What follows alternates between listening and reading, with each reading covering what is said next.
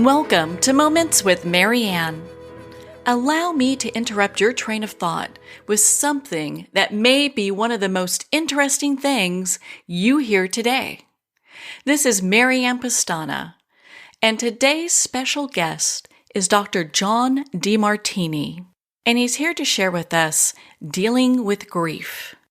Many of you know Dr. Demartini. He's a world-renowned specialist in human behavior, a researcher, author, and global educator. His education curriculums range from corporate empowerment programs, financial empowerment strategies, self-development programs, and social transformation programs. So Dr. Demartini's teachings start at the core of the issue, addressing the human factor and ranging out to a multitude of powerful tools that have proven the test of time. So let's welcome to the show, Dr. Demartini. Well, thank you. Appreciate the opportunity to be with you. You know, what an honor it is to have you here and to talk about this. My goodness, I mean, there's so many people that are experiencing grief in one way or another. Yes, particularly since the COVID era, we've had quite a few transformations in people's lives, and they've had to adapt significantly. So yes, it's a heightened moment for this topic. Well, we know that you're a world-renowned leader when it comes to human behavior. What initially had you interested in learning about the topic of grief? Well, it first started, in 1976, I think, 76. I flew down to El Salvador and went to San Salvador and then La Libertad to go surfing. And I was surfing there at the river mouth of La Libertad. And I took a break in the morning from surfing and had some breakfast. And as I was walking through the town, I saw a procession of probably a couple hundred people. And they were dancing and gleeful and celebrating. And I asked somebody who could speak English, "What que pasa? What's happening?" And the gentleman said, "Well, we are celebrating the passing of our mayor." And I went, that's interesting. They're celebrating it. And so I followed him down to where the casket was put into the ground. And they celebrated and feasted and partied and everything else. And I thought, wow, what an interesting perspective on death. And then I later had the opportunity to interact with a Greek, the wife of the Greek dictator. And when there was a passing in Greece, the people wore black and mourned, and was, a gloomy kind of thing that would last for months to years. And I thought, wow, two different perspectives on the same thing of passing.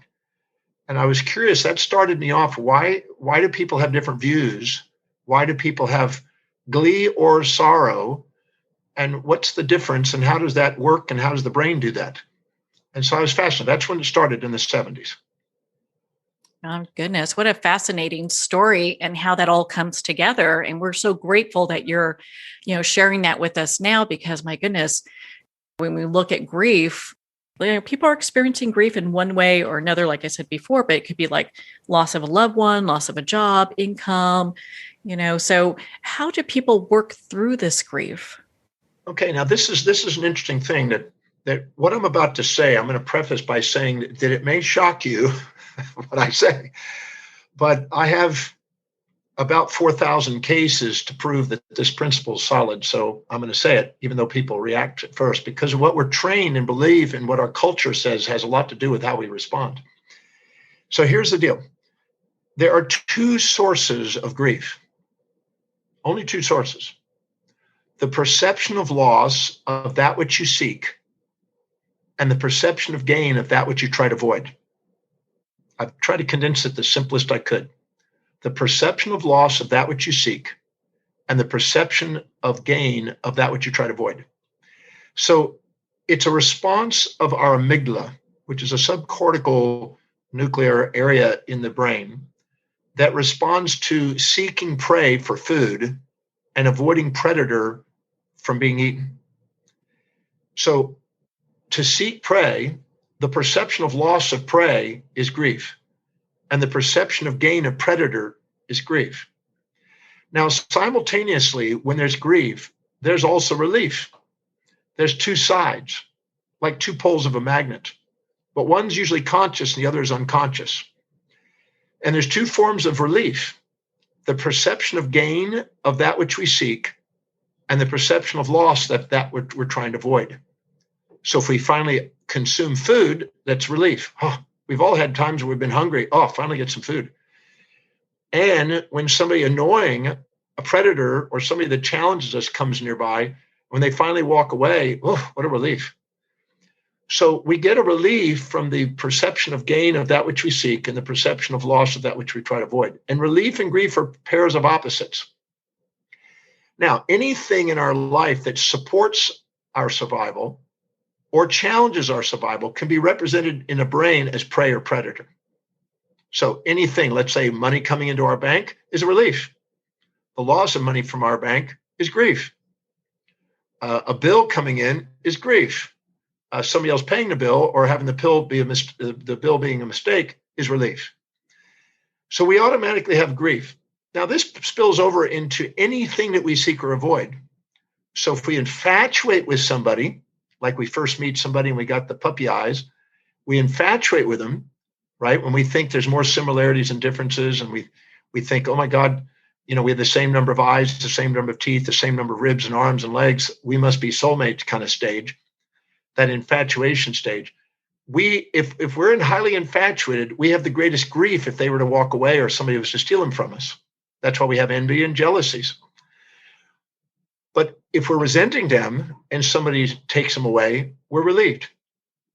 Now, when Soleimani, the Iranian general, was assassinated by our American troops or whatever with Trump, the people in Iran were grieving. 5 million people came out because he was a hero to them and they admired him and looked up to him, and that supported their values. So they grieved him.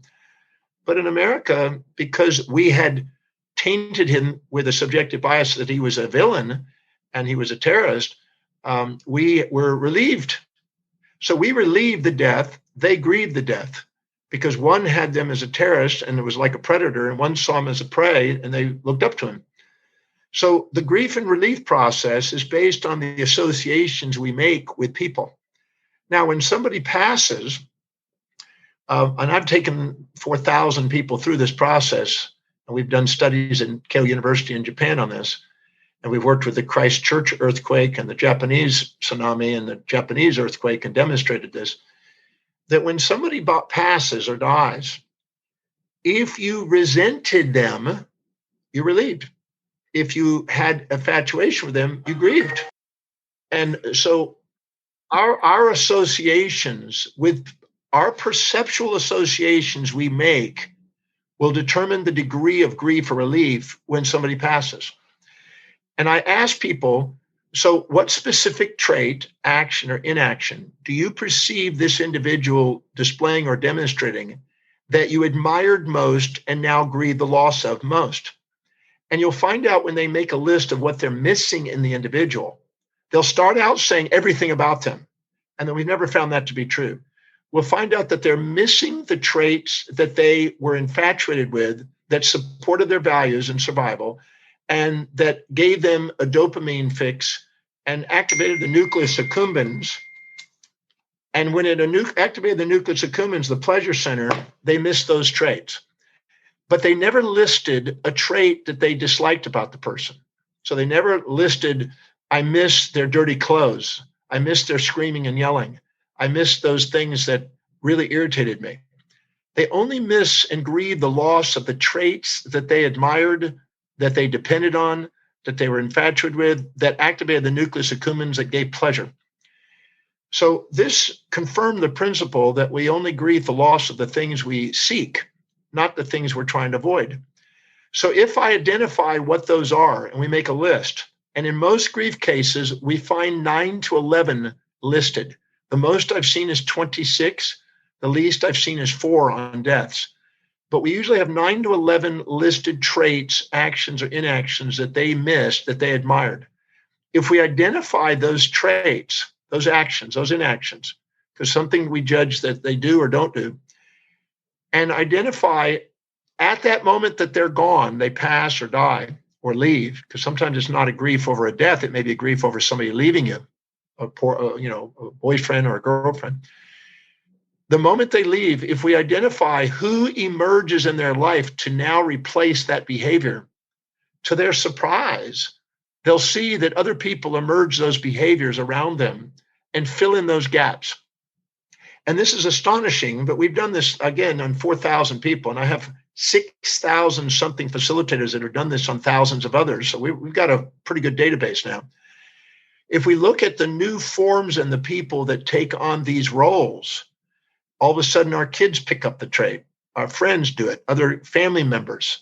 We take on the trait. It could be one or many people, male or female, close or distant, virtual or real, self or other. It could be online. It could even be people we see on television that we start noticing.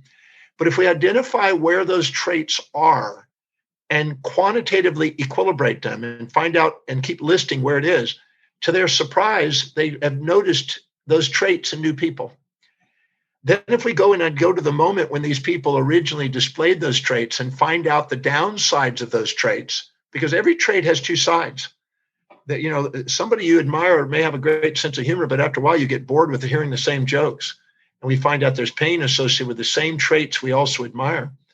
Once we find the downsides and not make up anything, but just look for the downsides that they've been unconscious of and neutralize the infatuation and find the benefits of the new people displaying it and the benefits of them displaying it, we find out that once those are balanced and they've neutralized the emotional charge on it, they can dissolve the grief and relief and feel the presence of the individual that's passed. And all of a sudden, they don't feel a grief.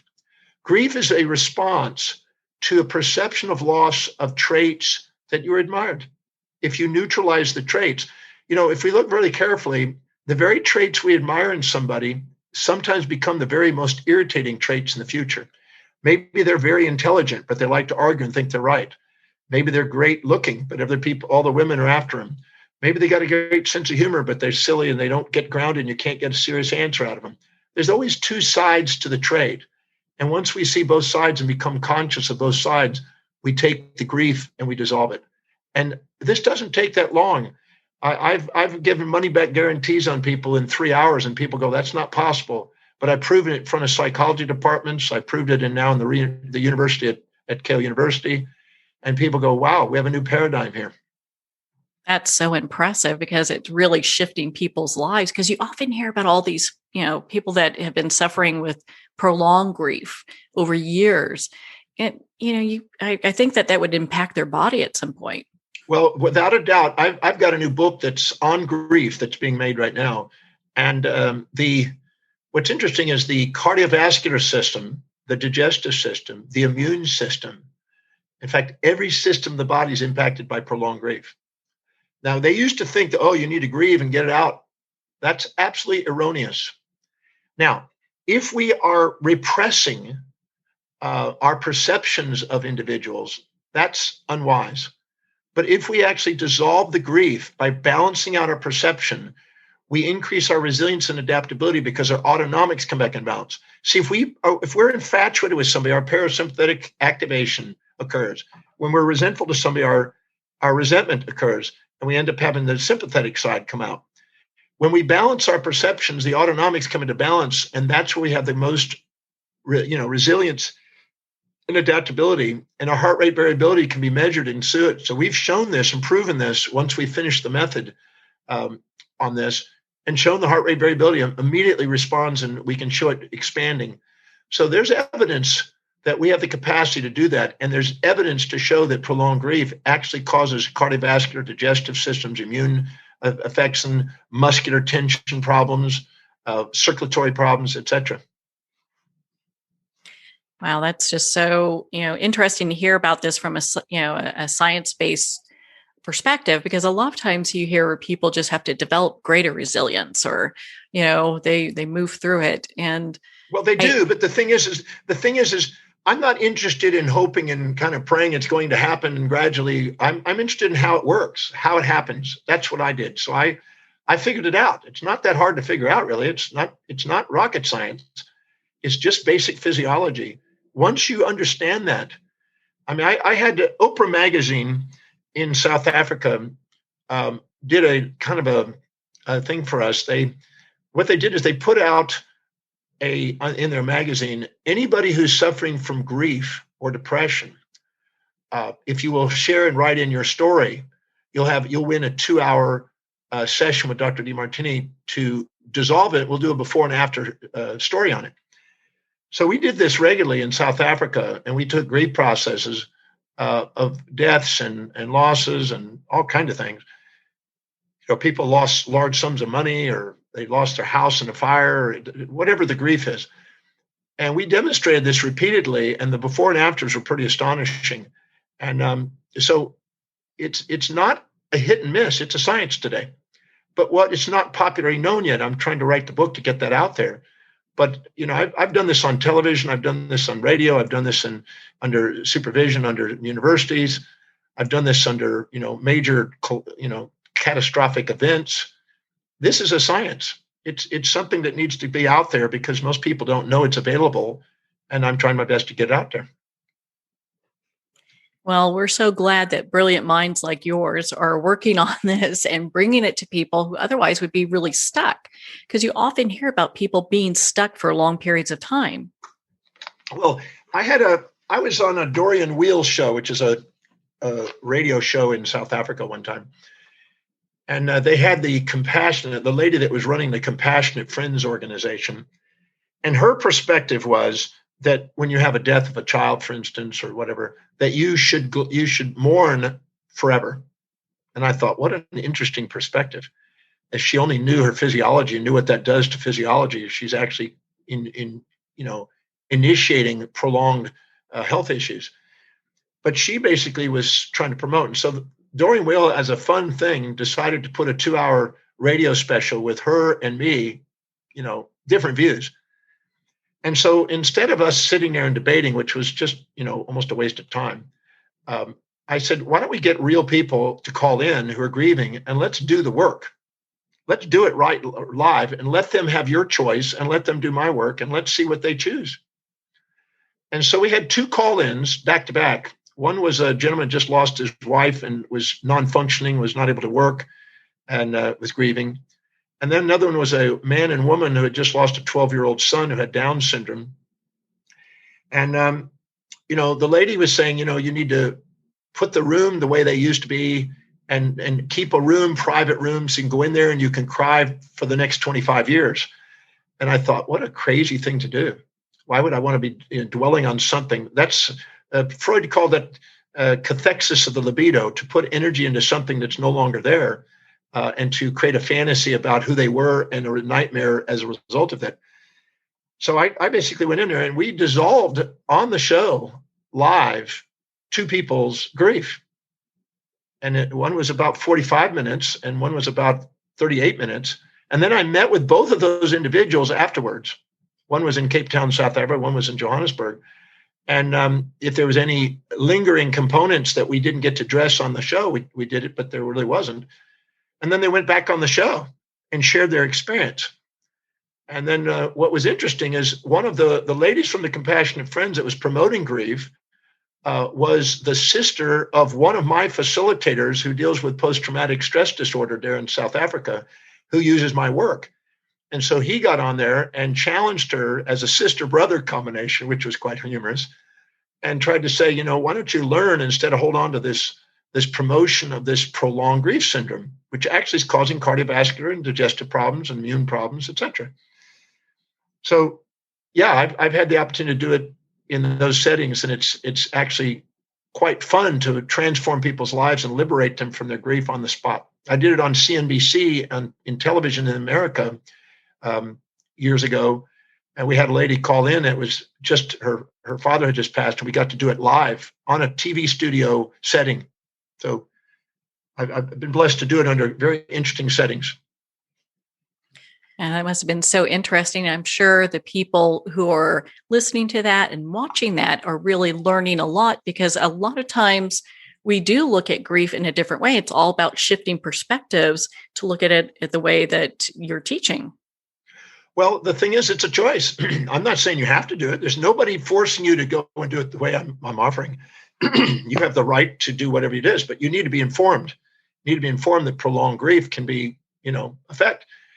I had 3 psychology departments in Prince Edward Island from 3 universities join me in an amphitheater at one of the universities at Prince Edward Island. And one of the psychology professors asked me to come and do a demonstration of this work. And there were a lot of skepticism, because their paradigm was it's normal to grieve. And so I said, well, let's take some. Is anybody here grieving? And we happened to have a lady whose grandmother who raised her mother had passed away, and her grandmother raised her, and her grandmother died literally the day before.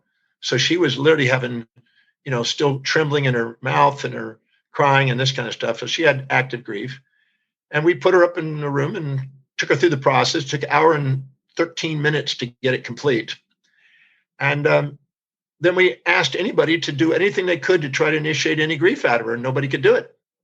And I told the people, and the skeptics sit there and say, well, is this going to last? I said, why don't you follow him? We followed him at Cale University for 18 months, no grief. So they basically said, well, okay. I said, well, then follow him for 18 months or a year or whatever you want to do, for as long as you want. And then you tell me.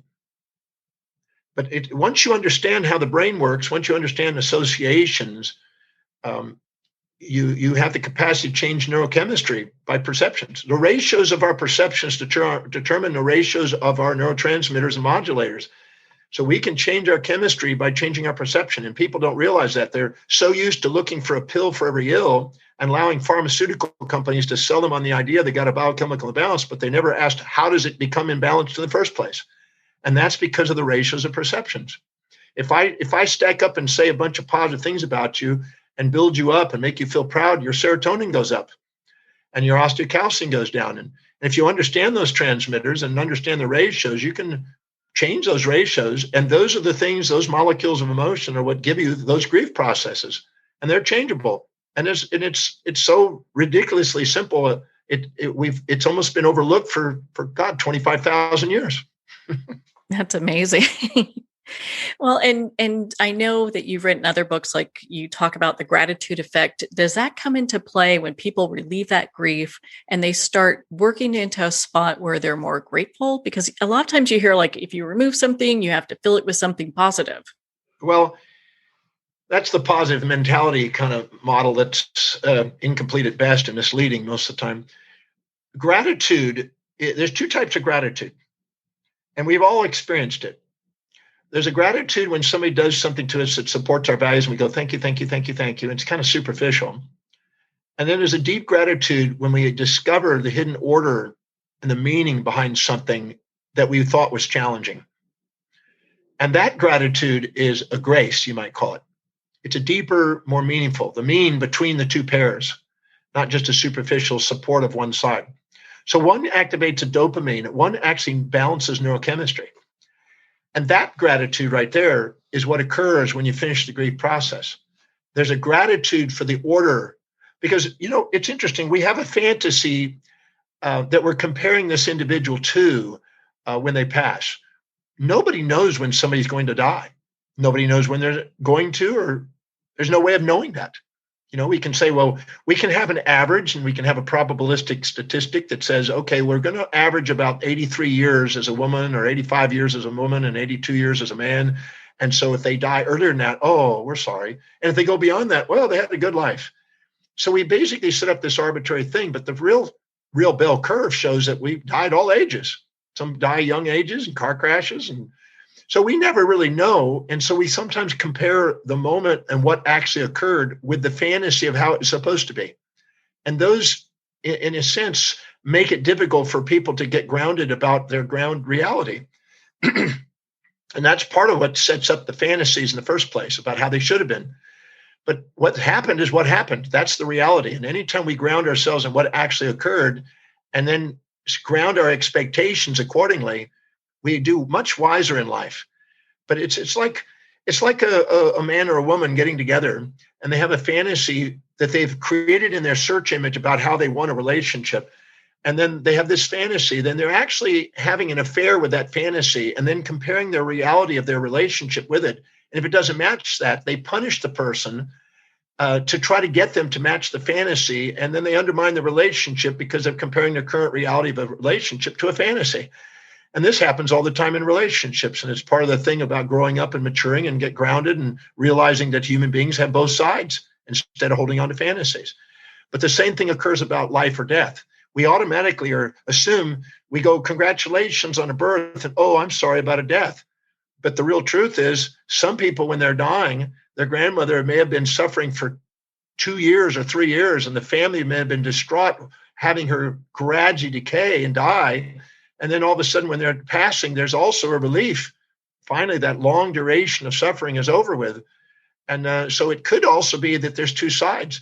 And when you actually ask mothers when their baby's born, there's two sides sometimes. They don't want to admit it because it's socially not acceptable. But there's also part, oh my God, what did I get myself into? I'm now going to be trapped for 30 years with these kids. So there's actually an unconscious and conscious side to both life and death. And the thing is our social society is infatuated with one and resentful to the other. But the truth is there's two sides. So I'm not interested in about how it ought to be. I'm interested in about how it is. And that grounds people and helps people be, appreciative of life instead of living appreciative of both sides of life. Our bodies have mitosis and apoptosis, life and death, every single day. And we have anabolic and catabolic behaviors. We're building and destroying and living and dying every single day. And then we suddenly label one death and one birth instead of understanding the real nature of physiology and our life. I know one of the things you talk about is how we can visualize things in the form of transformation. And I think it dovetails nicely with what you just said. Well, I tell people after I teach them the method, because in the program I teach 1,122 times the breakthrough experience, I've taught people that the master lives in a world of transformation. The masses live in the illusions of gain and loss. And one is because we've been tainted and told, one is good and one is bad. But the reality is, when a predator eats a prey, one lives off the death of the other one. Nature is set up automatically with life and death. And to try to think one's good and the other one's bad is missing the big picture. So the broader the picture, the more aware you are, the more masterful you are, the more transformative you are, and the more resilient and adaptable you are, the more you actually embrace life as it is instead of comparing life to a fantasy of how you wish it would be. I really have a great appreciation for your work because it really is rooted in science, and it helps people to be more empowered, both understanding life and being appreciative for that, and also having appreciation for the death process as well. Well, when I saw that 200 people ago, I mean, it could have been more than 200. I don't know. 200 people is what I estimated. When I saw them celebrating, I thought, interesting. They perceive that they're no longer, it's like Platonic ideas and Neoplatonism carried down through the ages. The idea that, you're buried in a sepulcher as you're alive, and then you're liberated as a spirit. In some philosophical and spiritual traditions, that's the belief. So this particular Catholic culture down there was basically saying that while he was in his body, he was constrained in a form, and now he's liberated like a dove, free to fly as a spirit. They believed that they're now free to go to their ancestors. Now, I'm not saying that's truthful. I'm just saying that perspective allowed them to see death in a completely different light. And as a celebration, so they're celebrating that he's freed finally. He's been no longer constrained by mortal senses, and now has, as Chardin would call, a noospheric view of life, a celestial perspective. It was Chardin that basically said that we're living in we're a spiritual human being living in a terrestrial body, and not the other way around. And so that perspective, whether it's true or not, doesn't matter. It's these people's perspective that allows them the adaptability to these same experiences. So our perspective has a lot to do with how we interpret life or death. And in Tibet, I met a woman that traveled 1,200 miles on her elbows and knees, going through a ritual to go to the, Potala Palace there in Lhasa in Tibet, where I lectured there. And I saw them, and she traveled, and she believed that she was going to reincarnate. But if she went to this Potala Palace, she would have less suffering in this journey. Well, that's an interesting belief. That whether that's true or not doesn't make any difference. That belief system allows them to endure 1,200 miles on their elbows and knees, because if they think that they do that, they end up with less suffering. So their idea was the suffering relieves suffering. It's quite interesting. So I've studied philosophical and theological belief systems and sciences, and I'm fascinated by how those belief systems can make you have a different perspective. If I took your thumb and slammed it with a hammer, you'd go, wow, what the heck are you doing? You'd be angry. But if I told you that when I slam your thumb, I'm going to give you $1 billion cash, you're going to get George Clooney for the night, if you're a woman that has a fantasy on George Clooney, and you're going to get to travel the world in a private jet and luxury and everything else, and I stacked up enough associations, you'd put your thumb out there and slam it. Go for it. Because you would perceive the advantages are outweighing the disadvantages. And Anaxagoras, 2005, almost 600 years ago, said that pain and pleasure are simply perceptions and ratios of perceptions.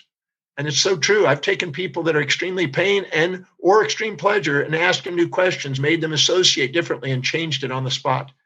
So we have this different perspectives have a different impact on what we do and why we grieve and how long we grieve, and belief systems. So I'm interested in how they work, how they affect physiology, and that's how I developed the science out of it.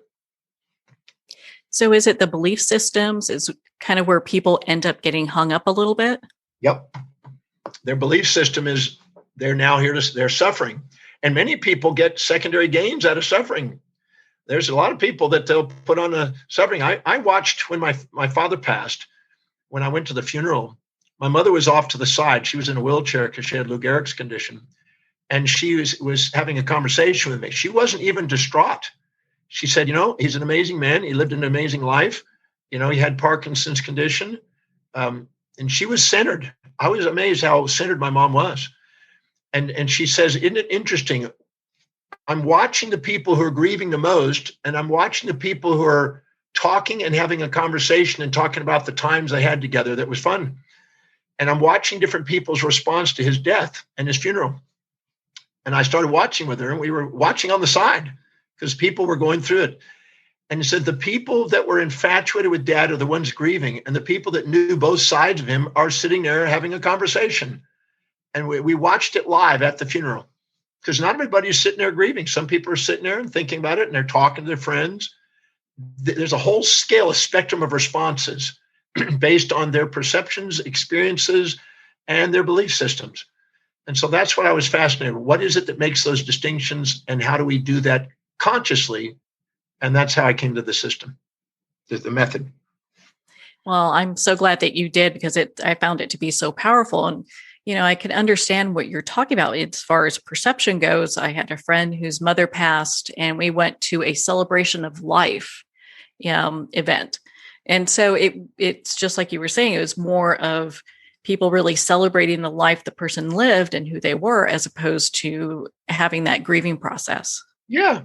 And sometimes there's some of the funniest laughing jokes occur at the funerals. I've watched some really hilarious stuff go down at funerals. So I can't say that it's all gloom and doom. That's a choice. Look, all of our emotions are choices. We can choose to see I always say, when you're infatuated, you're conscious of the upside, you're unconscious of the downside. When you're resentful, you're conscious of the downsides, unconscious of the upsides. If I ask you questions to make you conscious of both sides, you actually center yourself in love. And when you have love, you don't feel gain and loss, you feel presence. And I've proven that over and over again, thousands of people, over 100,000 people, I've taken people through that process.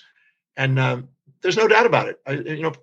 We have paradigms that we get trapped in, but the real principles and truth about human behavior is something that's different than the paradigms most people succumb to. I understand that this, dealing with grief is something that you teach as part of the Demartini method. What is that? Well, the Demartini method is something I've been developing since I was 18, and I'm going on 67 now. So I've been working on it for 48 plus years. It's a series of questions that make you conscious of information that's unconscious.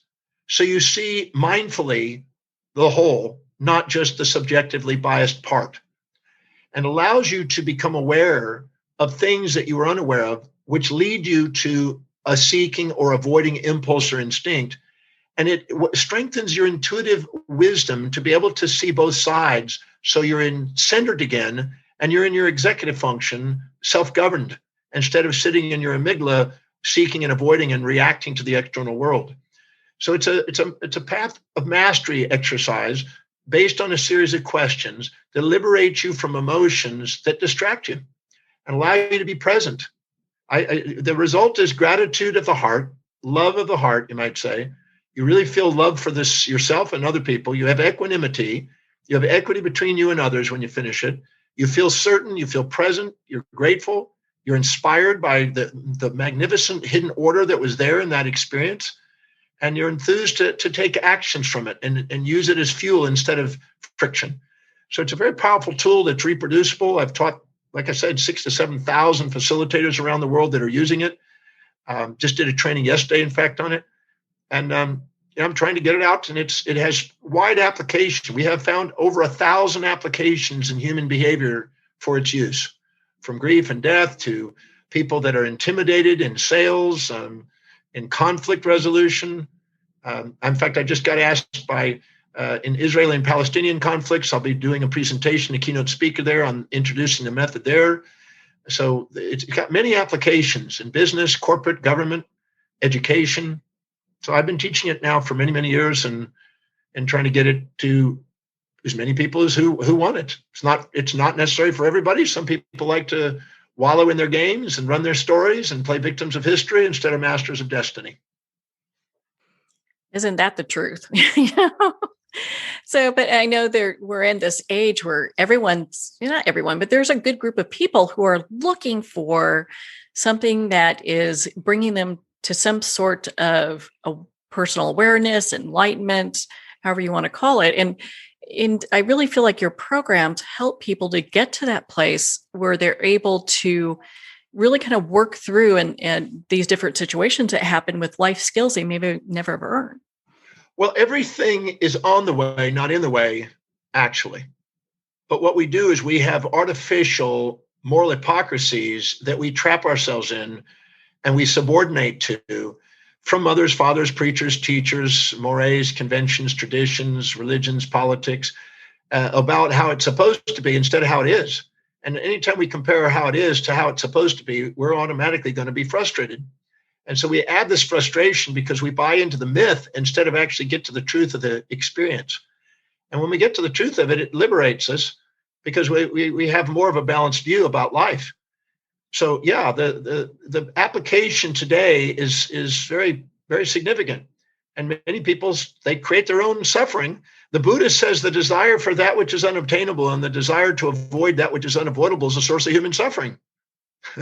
We automatically strive for that which is unobtainable and keep trying to avoid that which is unavoidable.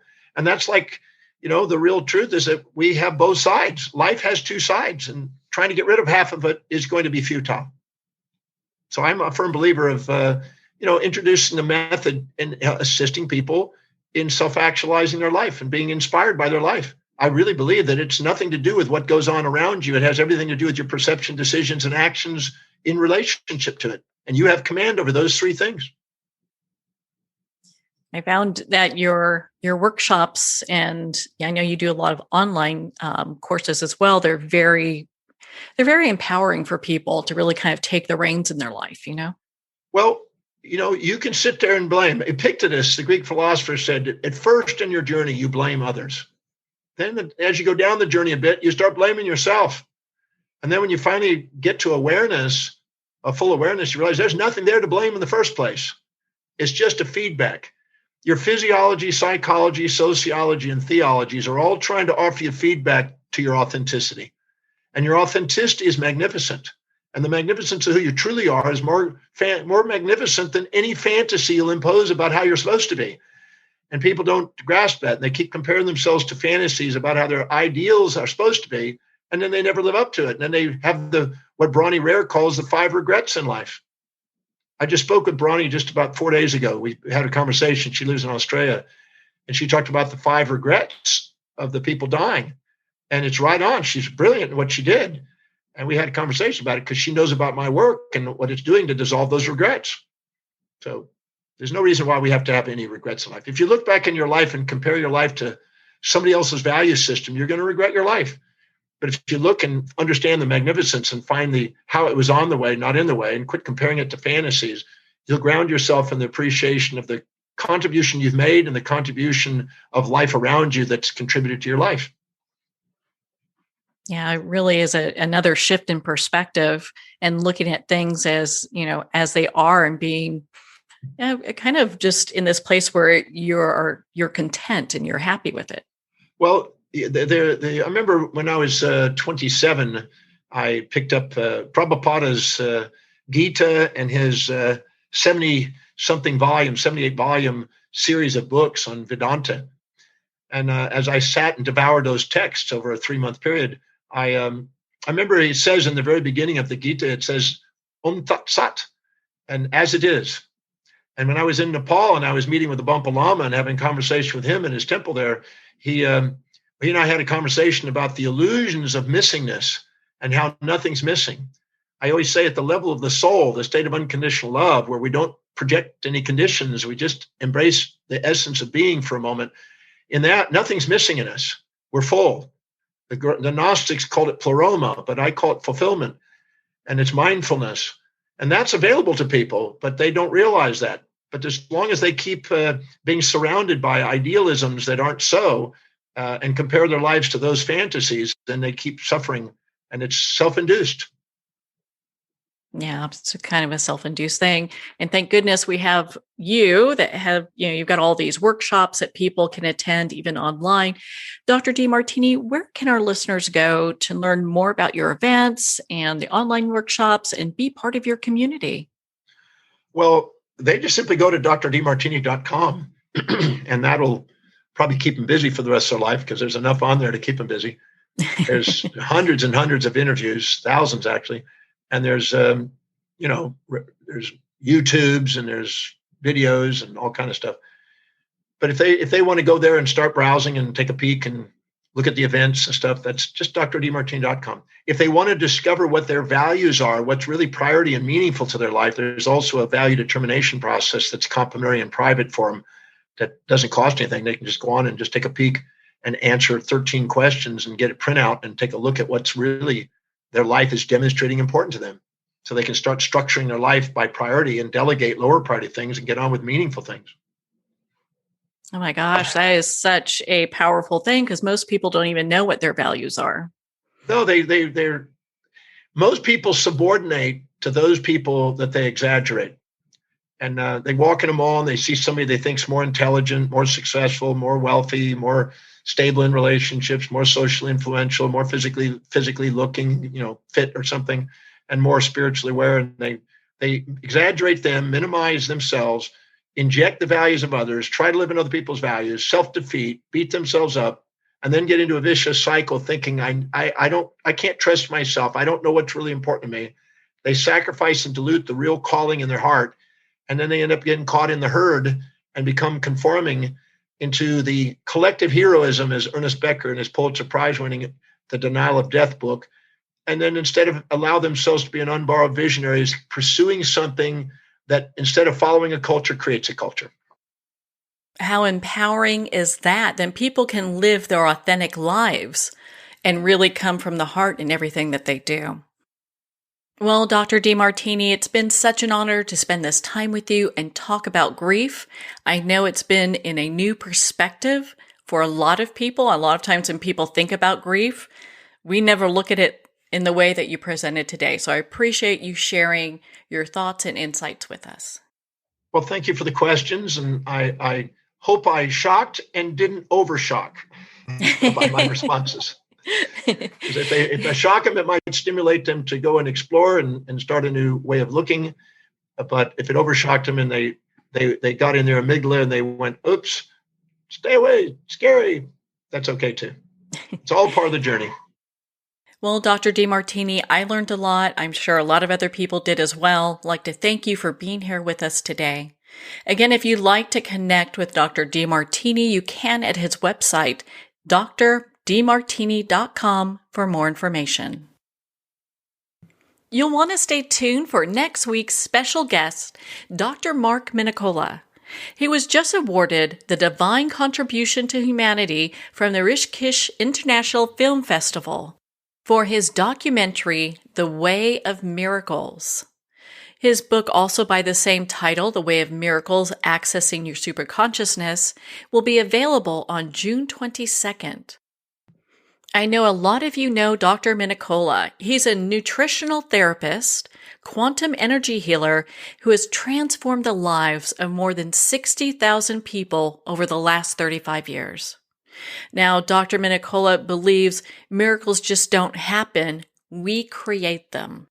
The documentary, often talked about as an adventure for the mind, body, and spirit, also features Deepak Chopra, Bruce Lipton, Chamonix, and many other luminaries.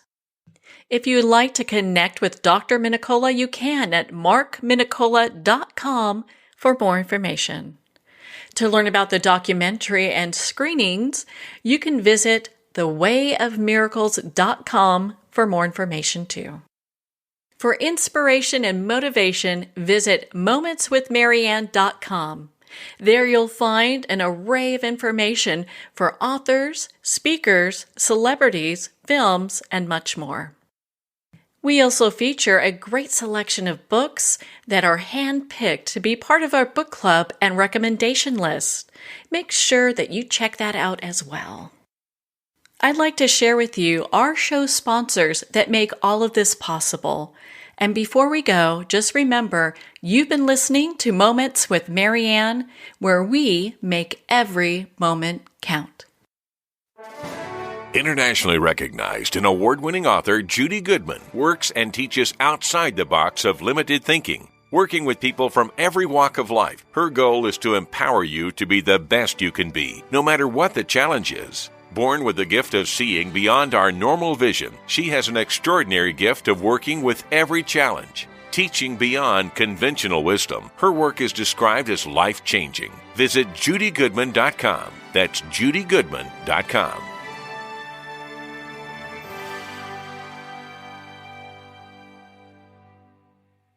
Have you ever had the sense that your thoughts might actually be doing something? Ancient secrets of manifesting have been masterfully revealed in the award-winning book Manifesting 123 by Ken Elliott. For the first time, the author's experiences and stories in this book describe exactly how your thoughts can create anything. You've been doing this all your life, but it's never been fully explained for you until now. Visit manifesting123.com for more information today. Manifesting123.com.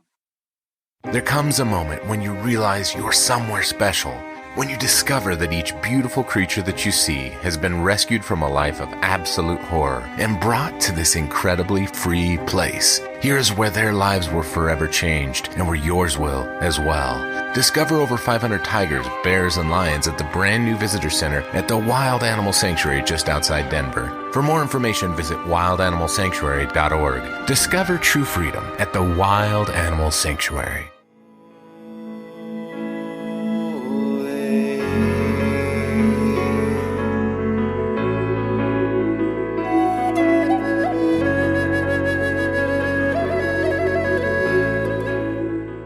In a single moment, your life can change. Moments with Marianne is a transformative hour that covers an endless array of topics with the best of the best. Her guests are leaders in their fields, ranging from inspirational authors, top industry leaders, and business and spiritual entrepreneurs. Each guest is gifted and a true visionary. A recognized leader in her own work, and while teaching others to develop, refocus, and grow, Marianne will bring the best guest and sometimes a special surprise. Don't miss this. You never know just which moment will change your life forever. Make sure to tune in and visit momentswithmarianne.com for more information.